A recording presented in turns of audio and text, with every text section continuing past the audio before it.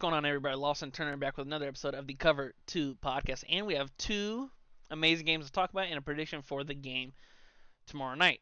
At the time of recording, the Clippers Mavs game just ended, but we're going to be going over the early game first. So, the Magic edged the Cavs 103-96 to force game 7. Everyone loves the game 7. That is Sunday at 1 p.m. Eastern, early afternoon game, but I am excited for it nonetheless. Let's dive into some of the things that I'm going to be talking about. I'm going to be talking about, the big three for both teams. This is, I could tell early on that the Magic, even though the Magic were hitting their threes in the first half, the Cavs were just holding on. They were holding on behind Donovan Mitchell. Donovan Mitchell's dropped a 50 piece, scoring the last 22 for the Cavs, including all 18 of the Cavs' points in the fourth quarter. It was awesome to watch. It was awesome to watch Donovan just go one on one.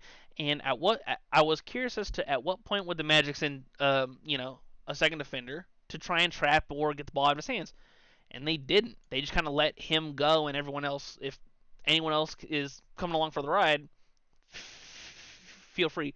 Now they were without Jared Allen again this game, which it didn't show its head in game 5, but it showed its head in game 6 because every team who's been at home, they've won the game in the series. So in theory, Cavs are going to win game 7, but if Jared Allen doesn't play, they have the Magic have done a really good job of inserting Wendell Carter into the starting lineup to where he can, space the floor. Now he did shoot he was 1 for 7 from 3 this game in 35 minutes played, but just the threat of Wendell Carter, shooting threes because he's a okay, not great 3-point shooter at the center position. Now let's dive into the 6 players that I thought were the most meaningful 3 per team. Franz Wagner. I apologize. In the first quarter, 14 of his 26 points were scored in the first quarter. He was on fire on both ends of the floor. He finished the game with 26 points, 5 rebounds, 2 assists, a steal, and 2 blocks. And those blocks were big time. You love seeing these younger players commit to both ends of the floor. And he was tracking down. He did a good job of anticipating and tracking shots from behind. He had 2 outstanding blocks in the game, both being in the first quarter, that kind of let the Magic come out to an early lead. Now the Cavs could not hit anything from 3. They shot for the entire game. They shot 7 of 20. That's 25%. That's not good enough. Now I understand they're away from home, and role players tend to play better at home than on the road, but nonetheless, let's dive into the second player. Paolo Banchero came out, and he was okay through 3 quarters. 17 points, not bad, but in the 9 minutes he played in the fourth, 10 points and 5 of 7 from the free throw line. That's a part of Paulo's game that I want to see him improve on. Can he be he's a okay to good free throw shooter? Can he become a great free throw shooter? I think it's just time, repetition, things of that nature. I think that in his 3-point shooting, which he took the lead taking 3. He took the lead taking 3 with 3:39 to go in the fourth quarter. Which when he took it, I was like, well, if this goes in, it's gonna be hard because, like I said, it was a nip and tuck game throughout.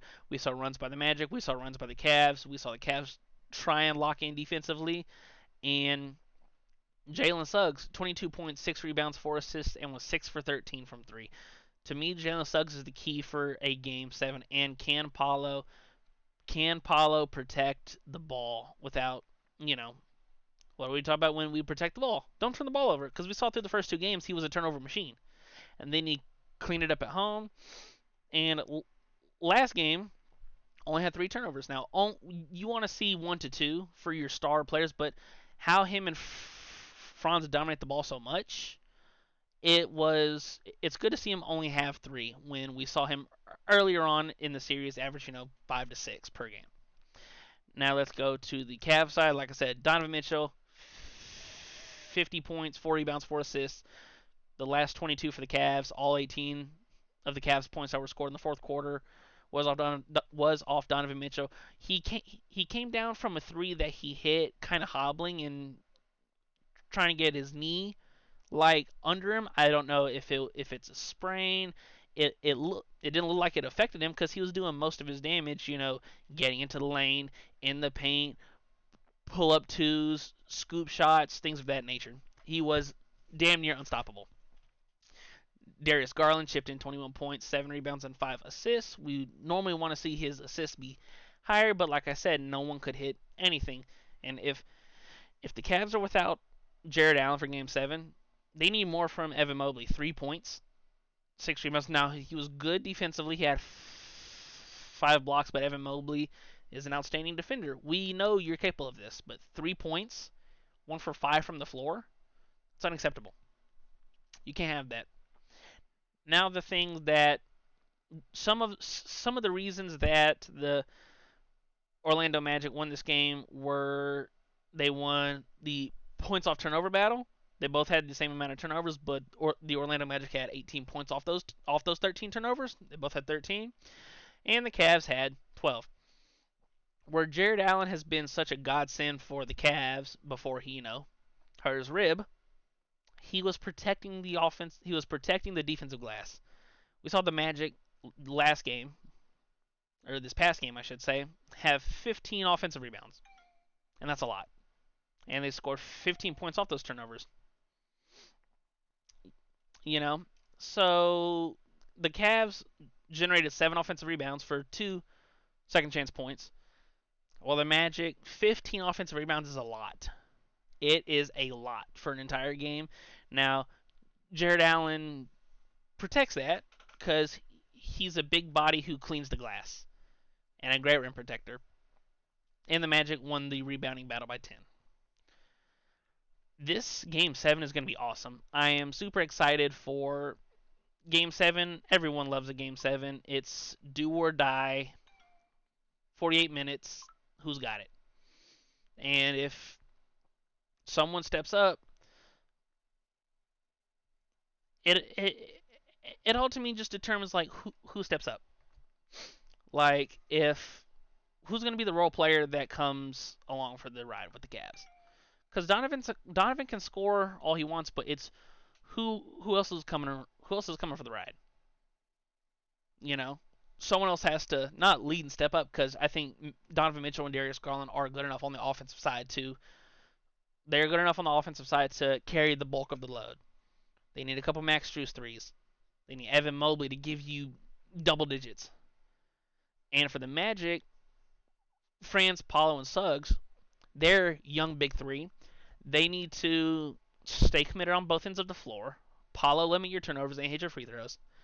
And Franz needs to come out and be aggressive. Because we saw him in the first quarter of this game go for his shot. And it was great. It was outstanding in the first quarter. I mean, he was good throughout, but, the first quarter really set the tone. I'm excited. This game's going to be tough. It's going to be grimy. It's going to be. We love Game 7s. That's about all I have for you guys for my reaction to Game 6. Let me know your guys' thoughts, opinions, concerns in the comments. Who wins Game 7? And be sure to check us out on Twitter or X at the Cover 2 Pod 26, 2 being TO. As always, for the Cover 2 podcast, I'm Lawson Turner, and I will talk to you guys later. Peace.